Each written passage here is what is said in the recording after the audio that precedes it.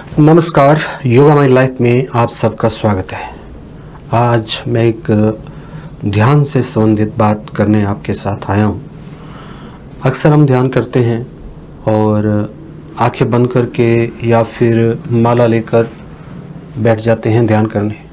जब हम आंखें बंद कर लेते हैं तो उसके बाद ध्यान में क्या करना होता है ये जानना बेहद ज़रूरी है, क्योंकि आंखें बंद करते ही तरह तरह के विचार जो हैं हमें घेर लेते हैं। बुरे विचार, अच्छे विचार, बहुत सारे विचार, जैसे कि इंतजार कर रहे हो कि कब ये व्यक्ति आंखें बंद करे और कब हम भाग भाग के आएँ।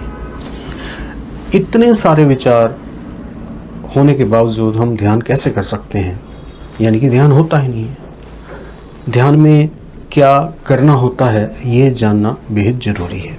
सबसे पहली बात, जब भी ध्यान करने बैठेंगे तो विचार तो आएंगे ही, क्योंकि जो मन है वो विचारों का गढ़ ही है, और विचारों के गढ़ पे विचार नहीं आएंगे तो और क्या आएगा। तो विचार आने दें, विचारों से बिल्कुल मत घबराएं, बस विचारों का पीछा करना शुरू कर दें। यह एक तरीके से ध्यान की पहली क्लास है कि विचारों का पीछा करना शुरू कर देना। विचार आ रहे हैं, सोचें ये वाला विचार क्यों आए, क्यों मैं ये सोच रहा हूँ, कहाँ से आ रहा है ये विचार, क्यों आ रहा है ये विचार, कौन से विचार से टकरा के विचार आया। इतना करने से आप देखेंगे कि कंसंट्रेशन डेवलप होने लगी है, एकाग्रता डेवलप होने लगी है, एकाग्रता आने लगी है। और जब एकाग्रता आ जाती है तो फिर ध्यान में क्या करना होता है आपको खुद ब खुद समझ आ जाएगा। यानी कि ध्यान में हमें एकाग्रता हासिल करनी होती है। अगर हमने एकाग्रता हासिल कर ली, अगर हमें पता चल गया कि एकाग्रता मैं किस तरीके से हासिल कर सकता हूँ, विचारों का पीछा करके या विचारों को देखकर या विचारों को इग्नोर करके किसी मंत्र पे ध्यान करके, कोई भी मंत्र, ओम भूर्भुवः स्वः तत्सवितुर्वरेण्यं भर्गो देवस्य धीमहि धियो यो न प्रचोदयात्, ऐसा करते हुए भी विचार आएंगे, ऐसा मन में बोलते हुए भी ढेर सारे विचार आएंगे। कोई बात नहीं, विचारों को भगा दें, फिर मंत्र पे लगा दें, या विचारों को देखना शुरू कर दें, मंत्र को भी छोड़ दें। देखें कौन सा विचार कहाँ से आया, क्यों मैं ये सोच रहा हूँ, इससे पहले का विचार क्या था, उससे पहले का विचार क्या था, उससे पहले का विचार क्या था।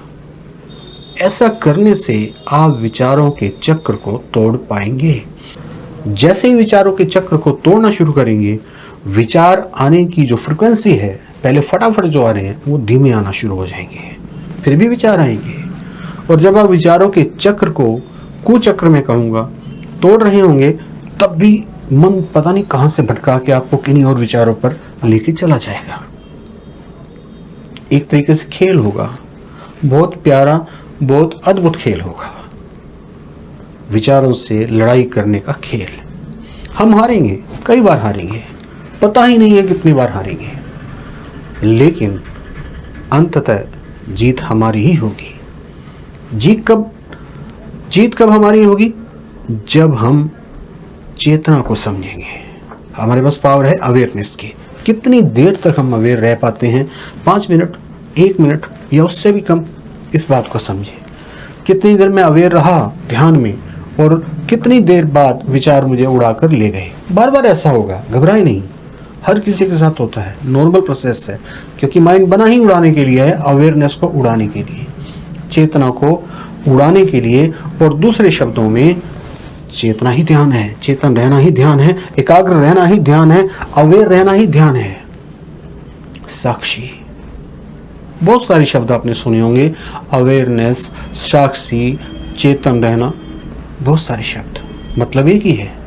भाषा अलग हो सकती है, धर्म अलग हो सकता है, विपश्यना में भी ये सिखाया जाता है। पद्धति अलग हो सकती है, लोग अलग हो सकते हैं, गुरु अलग हो सकते हैं, समाज अलग हो सकता है, धर्म अलग हो सकता है, लेकिन उद्देश्य मन से लड़ना और चेतना को जीतना ही है। यही लड़ाई है, यही लड़ाई थी कुरुक्षेत्र में, और जिहाद भी यही है। शब्दों के चक्र में फंस जाते हैं, ये अलग बात है, लड़ाई यही है।